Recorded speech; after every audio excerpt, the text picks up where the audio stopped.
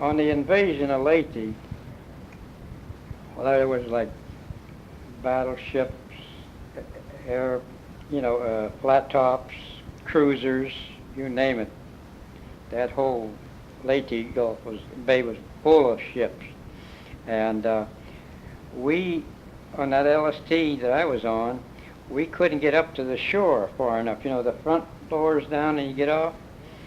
There's a bunch of rocks there, and we couldn't get in close enough. And they shot hooks out, and they tried to pull the boat in. You couldn't go over those rocks. So it was deeper water than they anticipated for us, So we had to get off. The only thing was that the troops had to jump in the water with a full pack, guns and everything, and I went kaplook over my head. And I held the stuff over my head, and I walked to shore until I came up. It looked like a man coming up there in a diving suit.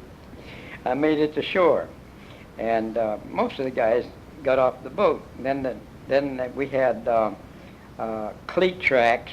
They looked like a tank, but they pulled aircraft around. They made it nice, and the trucks, 10-wheelers and all that, they rolled off like there was nothing to it. But anyway, we got off of that LST.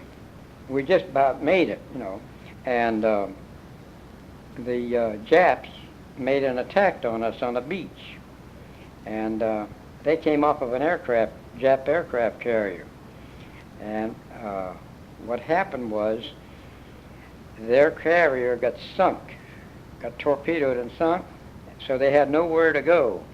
So they thought they'd suicide and dive into us.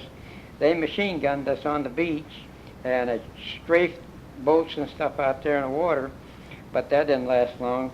All those boats on the water had guns, and when those things sounded off, the ground shook. I'm telling you, there was a vibration. All those guns in those boats fired, and they sent up a smoke screen, and we couldn't see the airplanes up there, but we could hear them. You know how they dive into the water, being shot down. You could see like a fireball going through that smoke. You knew that they were dropping. Whether they were hitting boats or not, I don't know.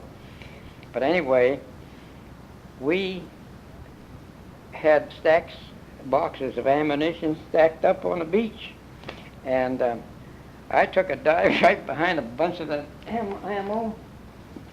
I didn't know what the heck it was. I didn't have time to even think.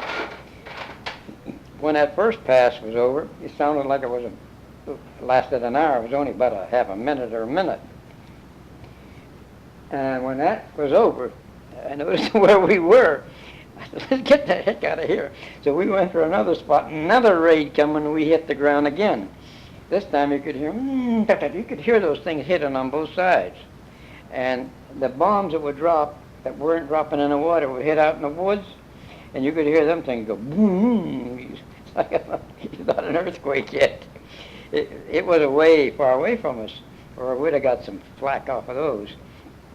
And when that little raid was over, the cook in our outfit, he was underneath me. He slid under there. After that was over, he says, "Are you scared?" I says, "I didn't have time to think about being scared." Are you scared? That was a good question. Anyway, how he got under me, I don't know.